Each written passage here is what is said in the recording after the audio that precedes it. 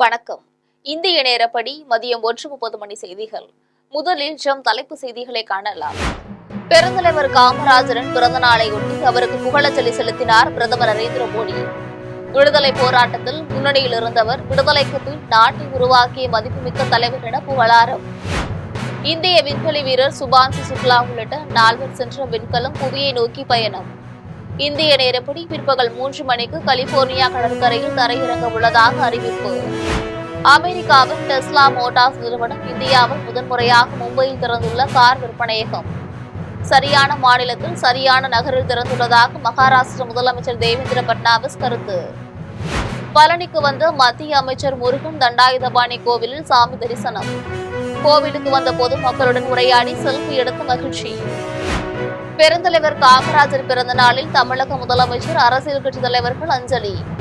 தமிழ்நாட்டில் ஊர்தோறும் பள்ளிகள் திறந்து கல்வி வெள்ளம் பாய காரணமாயிருந்ததாக புகழாரம். தொடர்ந்து 8 நாட்களாக பகுதி நேர ஆசிரியர்கள் பணி நிரந்தரம் கோரி போராட்டம். ஆசிரியர்களின் கோரிக்கைகளை திமுக அரசு கண்டுகொள்ளாததற்கு நயினா நாகேந்திரன் கண்டனம். பெருந்தலைவர் காமராஜரின் 123வது பிறந்த நாள் நாடு முழுவதும் கொண்டாட்டம். சென்னை கிண்டியில் உள்ள நினைவிடத்தில் அரசியல் கட்சியினர், தலைவர்கள் மாலை அணிவித்து மரியாதை. இனி விரிவான செய்திகளை காணலாம். பெருந்தலைவர் காமராஜரின் பிறந்த நாளையொட்டி அவருக்கு பிரதமர் நரேந்திர மோடி புகழஞ்சலி செலுத்தியுள்ளார். விடுதலை போராட்ட வீரரும் தமிழ்நாட்டின் முன்னாள் முதலமைச்சருமான காமராஜரின் 123வது பிறந்த நாள் இன்று தமிழ்நாட்டிலும் நாட்டின் பிற பகுதிகளிலும் சிறப்பாக கொண்டாடப்பட்டு வருகிறது. இந்நிலையில் பிரதமர் நரேந்திர மோடி தன்னுடைய எக்ஸ் தள பக்கத்தில் விடுதலை போராட்டத்தில் முன்னணியில் இருந்தவர் காமராஜர் என்றும், விடுதலைக்கு பிறகு நாட்டை உருவாக்குவதில் அவர் மதிப்புமிக்க தலைவராக விளங்கினார் என்றும் குறிப்பிட்டுள்ளார். அவரது உயரிய சிந்தனைகளும் சமூக நீதி குறித்த உறுதிப்பாடும் நம் அனைவருக்கும் மகத்தான ஊக்கமளிக்கும் என்றும் பிரதமர் நரேந்திர மோடி குறிப்பிட்டுள்ளார். இந்திய விண்வெளி வீரர் சுபான்சு சுக்லா உள்ளிட்ட 4 புவிக்கு திரும்பும் விண்கலம் இந்திய நேரப்படி பிற்பகல் 3 மணிக்கு கலிபோர்னியா கடற்கரையில் தரையிறங்க உள்ளது. இந்திய வீரர் சுபான்சு சுக்லா, போலந்து, ஹங்கேரி, அமெரிக்க வீரர்கள் என மொத்தம் 4 பேர் ஸ்பேஸ் எக்ஸ் நிறுவனத்தின் டிராகன் விண்கலம் மூலமாக ஜூன் 25ஆம் நாள் விண்வெளிக்கு சென்றனர். அவர்கள் பன்னாட்டு விண்வெளி நிலையத்தில் தங்கியிருந்து ஆராய்ச்சி செய்தனர். 22 நாள் பன்னாட்டு விண்வெளி நிலையத்தில் தங்கியிருந்து விட்டு அதிலிருந்து பிரிந்த டிராகன் விண்கலம் மூலம் அவர்கள் இன்று புவிக்கு திரும்புகின்றனர். இந்த விண்கலம் புவியை நோக்கி பயணித்து வருகிறது. 22 மணி நேர பயணத்திற்கு பின் இந்திய நேரப்படி இன்று பிற்பகல் 3 மணிக்கு அமெரிக்காவின் கலிபோர்னியா கடற்கரையில் சாண்டியோகோ என்னும் இடத்தில் டிராகன் விண்கலம் தரையிறங்க உள்ளது. அமெரிக்காவின் டெஸ்லா மோட்டார்ஸ் நிறுவனம் இந்தியாவில் தனது முதல் விற்பனையகத்தை மும்பையில் திறந்துள்ளது. மும்பை பாந்த்ரா குர்லா வளாகத்தில் மேக்கர் மேக்ஸ் சிட்டி மாலில் டெஸ்லா மின்சார கார்கள் காட்சி மற்றும் விற்பனையகம் திறக்கப்பட்டுள்ளது. டெஸ்லா நிறுவனம் ஜூலையில் இந்தியாவில் தன்னுடைய முதல் விற்பனையகத்தை தொடங்க உள்ளதாக ஏற்கனவே அறிவித்திருந்தது. அதே நேரத்தில் மத்திய கனரக தொழில்துறை அமைச்சர் குமாரசாமி, டெஸ்லா நிறுவனம் இந்தியாவில் தனது கார்களை தயாரிக்க விரும்பவில்லை என்றும், கார் விற்பனையகத்தை தொடங்குவதிலேயே ஆர்வமாக உள்ளதாகவும் கூறியிருந்தார். மும்பை பாந்த்ரா குர்லா வளாகத்தில் டெஸ்லா விற்பனை காட்சியக திறப்பு விழாவில் மகாராஷ்டிர முதலமைச்சர் தேவேந்திர பட்னாவிஸ் கலந்து கொண்டார். அப்போது பேசிய அவர், டெஸ்லா நிறுவனம் சரியான மாநிலத்தில் சரியான நகரத்தை தேர்ந்தெடுத்துள்ளதாக தெரிவித்தார். பழனியில் முருகன் கோவிலில் மத்திய அமைச்சர் முருகன் சாமி தரிசனம் செய்தார். திண்டுக்கல் மாவட்டம் பழனியில் பல்வேறு நிகழ்ச்சிகளில் பங்கேற்பதற்காக நாடாளுமன்ற விவகாரங்கள் துறை, தகவல் ஒலிபரப்புத்துறை இணையமைச்சர் முருகன் பழனி வந்தடைந்தார்.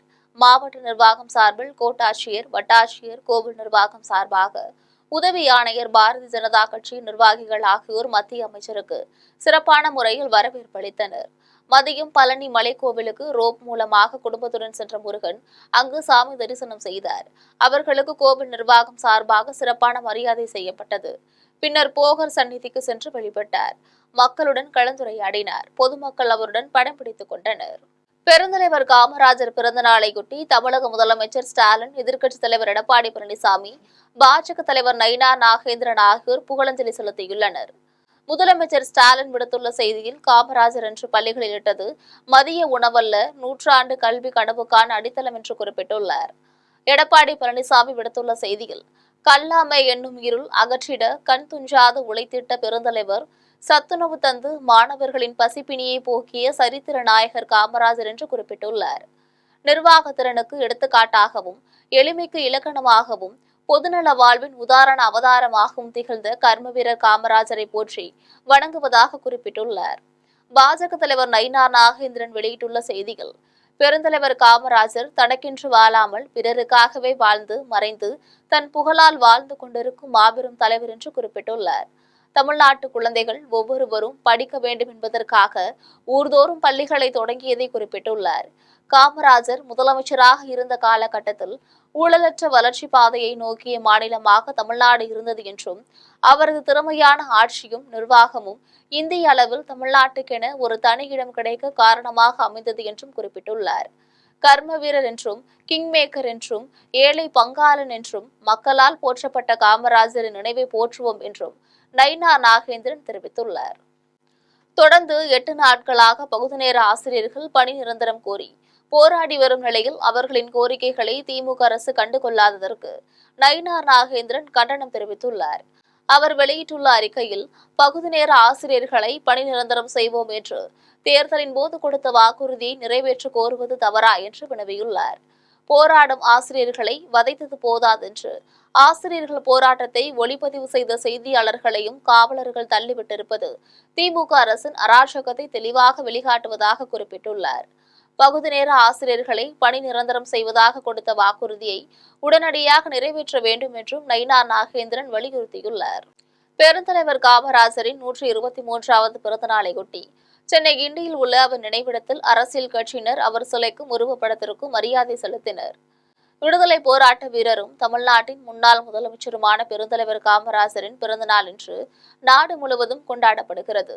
இதையொட்டி தமிழ்நாடு நாடார் சங்கத்தின் சார்பில் அதன் தலைவர் முத்து ரமேஷ் சென்னை கிண்டியில் உள்ள காமராஜர் நினைவிடத்தில் அவர் சிலைக்கு மாலை அணிவித்தும் உருவப்படத்திற்கு மலர் தூவியும் மரியாதை செலுத்தினார். தமிழக வெற்றி கழகத்தின் சார்பில் காமராஜர் சிலைக்கும் படத்திற்கும் மரியாதை செலுத்தப்பட்டது. இதேபோல விடுதலை சிறுத்தைகள் கட்சி சார்பில் காமராஜர் சிலைக்கும் உருவப்படத்திற்கும் மரியாதை செலுத்தப்பட்டது. சென்னையில் உள்ள காமராஜர் சிலைக்கு தமிழக பாஜக தலைவர் நயினார் நாகேந்திரன் மாலை அணிவித்து மரியாதை செலுத்தினார். திருவண்ணாமலை மாவட்டம் மங்கலத்தில் தமிழக வெற்றி கழகம் சார்பில் பெருந்தலைவர் காமராஜரின் 123வது பிறந்தநாள் விழா சிறப்பாக கொண்டாடப்பட்டது.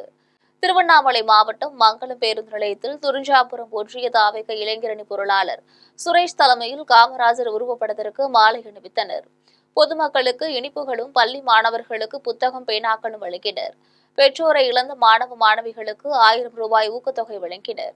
காமராஜர் பிறந்தநாள் விழாவில் தமிழக வெற்றி கழக மாவட்ட வழக்கறிஞர் பிரிவு பிரசாந்த், ஒன்றிய இணை செயலாளர் பொன்னரசு, தொண்டரணி ரஞ்சித், தன்னார்வலர் அணி விக்னேஷ், கிளை செயலாளர் இளவரசன், கிளை பொறுப்பாளர்கள் திவ்யபாரதி, ராஜ்குமார், ராம்குமார், மணிகண்டன், கார்த்தி ஆகியோர் கலந்து கொண்டனர்.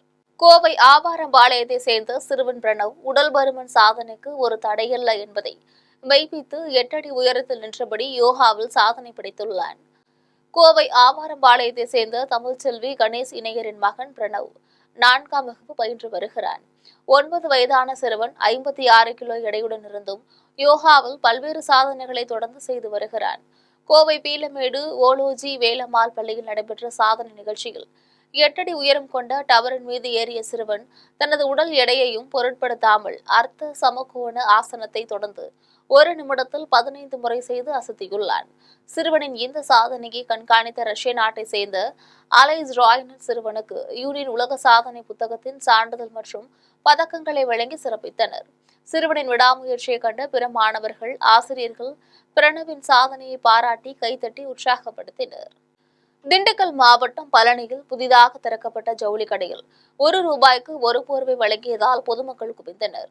பழனியில் கேரளத்தை சேர்ந்த தனியார் நிறுவனம் சார்பில் மலிவு விலையில் ஜவுளிகள், வீட்டுக்கு தேவையான பிளாஸ்டிக் பொருட்கள் விற்பனை செய்யும் மொத்த விற்பனை கடை திறக்கப்பட்டுள்ளது. இங்கு ஜவுளி, சேர், டேபிள், பொம்மைகள், ஃபேன்சி பொருட்கள், பிளாஸ்டிக் பொருட்கள், வீட்டு பயன்பாட்டு பொருட்கள் ஆகியன மிக குறைவான விலையில் விற்பனை செய்யப்படுகிறது.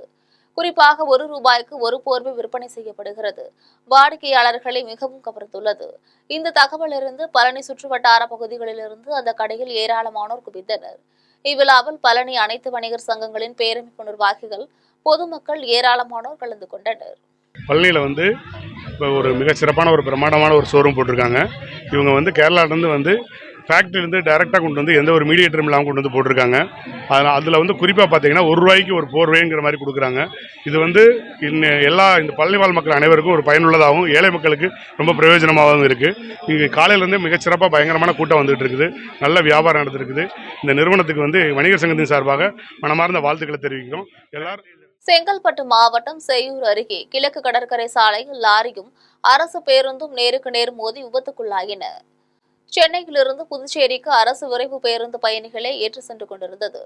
செங்கல்பட்டு மாவட்டம் செய்யூர் அடுத்த கிழக்கு கடற்கரை சாலையில் எல்லையம்மன் கோவில் ஜங்ஷன் அருகே சென்றபோது ஓட்டுநரின் கட்டுப்பாட்டை இழந்த அரசு பேருந்து எதிர்த்திசையில் வந்த கனரக லாரிகள் முன் பகுதியில் நேருக்கு நேராக மோதியது.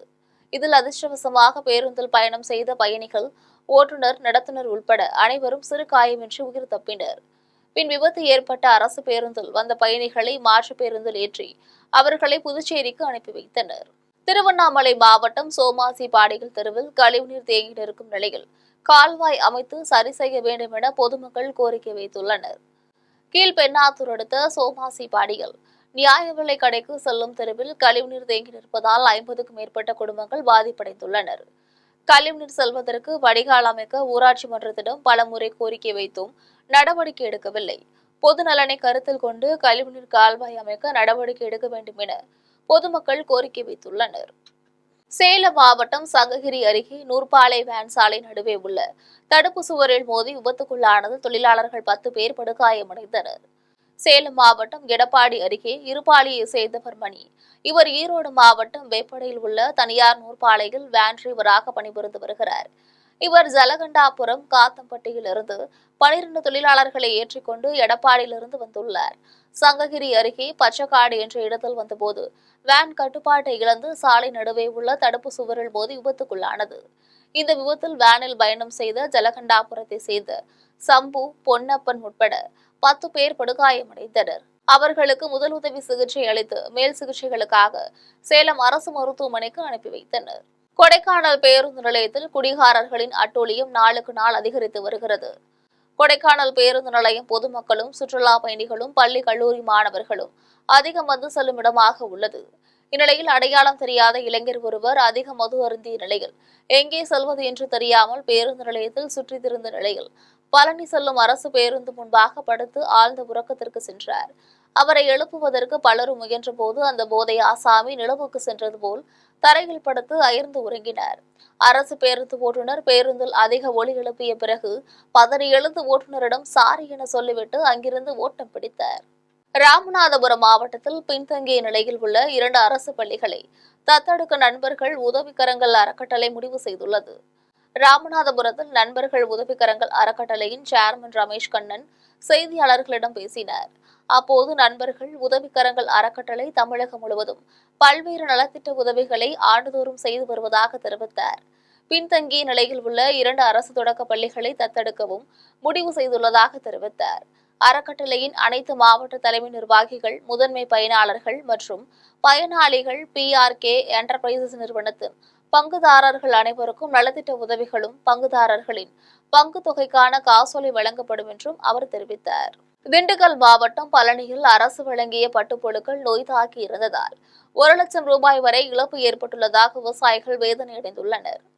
திண்டுக்கல் மாவட்டம் பழனி, ஆயக்குடி, கடக்கன்பட்டி, பச்சலநாயக்கன்பட்டி ஆகியவற்றில் விவசாயிகள் பட்டுப்புழு வளர்ப்பில் ஈடுபட்டுள்ளனர். பட்டு வளர்ச்சித் துறையின் கீழ் செயல்படுகின்ற இளம்புழு வளர்ப்பு மையத்தில் இருந்து பட்டுப்புழுக்கள் உற்பத்தி செய்யப்பட்டு வருகின்றன.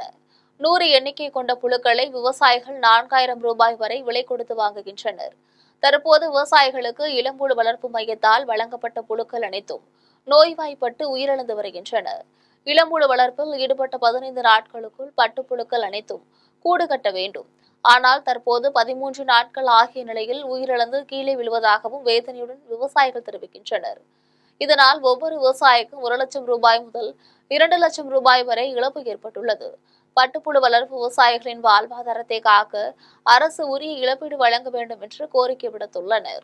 காஞ்சிபுரத்தில் பணியின் போது உறங்கிய ஊழியரை கண்மூடித்தனமாக தாக்கிய தனியார் தங்கு விடுதி உரிமையாளர் மீது மாவட்ட காவல் கண்காணிப்பாளர் அலுவலகத்தில் புகார் மனு அளிக்கப்பட்டுள்ளது. காஞ்சிபுரம் மாநகராட்சி அஸ்தபட்சம் தெற்கு மாட வீதியை சேர்ந்த கோகுல்நாத் கல்லூரி படிப்பை முடித்து தனியார் விடுதியில் பணிக்கு சேர்ந்துள்ளார். வரவேற்பாளர் பணிக்கு சேர்ந்த கோகுல்நாத்தை தங்கும் விடுதி உரிமையாளர் முருகேசன் விடுதியில் உள்ள அனைத்து பணிகளுக்கும் பயன்படுத்தியுள்ளார். பணிச்சுமை அதிகமாக இருந்ததால் சற்று நேரம் கண் அயர்ந்துள்ளார். இதனை கண்ட உரிமையாளர் கோகுல்நாத்தின் தலையை பிடித்து ஆட்டி கையை முறித்து கண்மூடித்தனமாக தாக்கியுள்ளார். ஏற்கனவே ஊழியர் கோகுல்நாத்தின் மூக்கில் அறுவை சிகிச்சை செய்திருந்த நிலையில் மீண்டும் காயம் ஏற்பட்டு ரத்தம் சிந்தியது. இதைத் தொடர்ந்து தனியார் மருத்துவமனையில் சிகிச்சைக்கு அனுமதிக்கப்பட்டுள்ளார். கோகுல்நாத்தின் குடும்பத்தினர் தனியார் தங்கும் விடுதியில் பதிவாகியிருந்த சிசிடிவி காட்சிகளை கைப்பற்றிய ஆதாரத்தோடு காஞ்சிபுரம் மாவட்ட காவல் கண்காணிப்பாளர் அலுவலகத்தில் புகார் மனு அளித்தனர். கண்ணையர்ந்த ஊழியரை கண்மூடித்தனமாக தாக்கும் வீடியோ சமூக வலைதளங்களில் பரவி பெரும் பரபரப்பை ஏற்படுத்தியுள்ளது.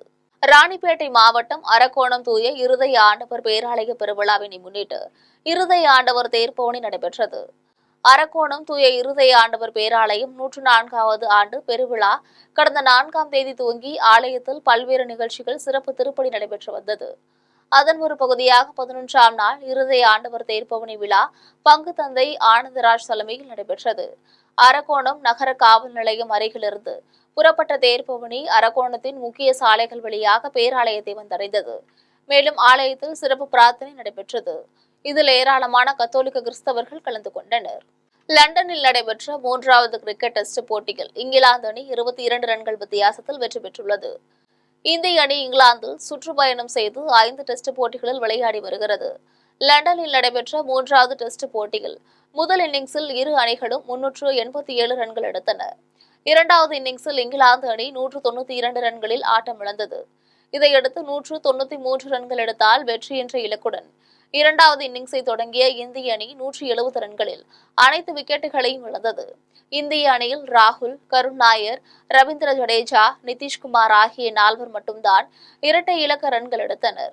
மற்றவர்கள் ஒற்றை இலக்கத்துடனும் ரன் எடுக்காமலும் ஆட்டமிழந்தனர். இதனால் இங்கிலாந்து அணி 22 ரன்கள் வித்தியாசத்தில் வெற்றி பெற்று தொடரில் 2-1 என்கின்ற கணக்கில் முன்னிலை பெற்றுள்ளது. மீண்டும் தலைப்பு செய்திகள். பெருந்தலைவர் காமராஜரின் பிறந்த நாளையொட்டி அவருக்கு புகழஞ்சலி செலுத்தினார் பிரதமர் நரேந்திர மோடி. விடுதலை போராட்டத்தில் முன்னணியில் இருந்தவர், விடுதலைக்கு பின் நாட்டை உருவாக்கிய மதிப்புமிக்க தலைவர் என புகழாரம். இந்திய விண்வெளி வீரர் சுபான்சு சுக்லா உள்ளிட்ட 4 சென்ற விண்கலம் புவியை நோக்கி பயணம். இந்திய நேரப்படி பிற்பகல் 3 மணிக்கு கலிபோர்னியா கடற்கரையில் தரையிறங்க உள்ளதாக அறிவிப்பு. அமெரிக்காவின் டெஸ்லா மோட்டார்ஸ் நிறுவனம் இந்தியாவில் முதன்முறையாக மும்பையில் திறந்துள்ள கார் விற்பனையகம் சரியான மாநிலத்தில் சரியான நகரில் திறந்துள்ளதாக மகாராஷ்டிர முதலமைச்சர் தேவேந்திர பட்னாவிஸ் கருத்து. பழனிக்கு வந்த மத்திய அமைச்சர் முருகன் தண்டாயுதபாணி கோவிலில் சாமி தரிசனம். கோவிலுக்கு வந்த பொதுமக்களுடன் உரையாடி செல்ஃபி எடுத்த மகிழ்ச்சி. பெருந்தலைவர் காமராஜர் பிறந்த நாளில் தமிழக முதலமைச்சர், அரசியல் கட்சித் தலைவர்கள் அஞ்சலி. தமிழ்நாட்டில் ஊர்தோறும் பள்ளிகள் திறந்து கல்வி வெள்ளம் பாய காரணமாயிருந்ததாக புகழாரம். தொடர்ந்து 8 நாட்களாக பகுதி நேர ஆசிரியர்கள் பணி நிரந்தரம் கோரி போராட்டம். ஆசிரியர்களின் கோரிக்கைகளை திமுக அரசு கண்டுகொள்ளாததற்கு நயினா நாகேந்திரன் கண்டனம். பெருந்தலைவர் காமராஜரின் 123வது பிறந்த நாள் நாடு முழுவதும் கொண்டாட்டம். சென்னை கிண்டியில் உள்ள நினைவிடத்தில் அரசியல் கட்சியினர், தலைவர்கள் மாலை அணிவித்து மரியாதை. இத்துடன் செய்திகள் நிறைவடைகின்றன. மீண்டும் செய்திகள் மாலை 6 மணிக்கு. உடனுக்குடன் செய்திகளை காண GemLive.tv என்ற இணையதளத்தில் இணைந்திருங்கள். நன்றி, வணக்கம்.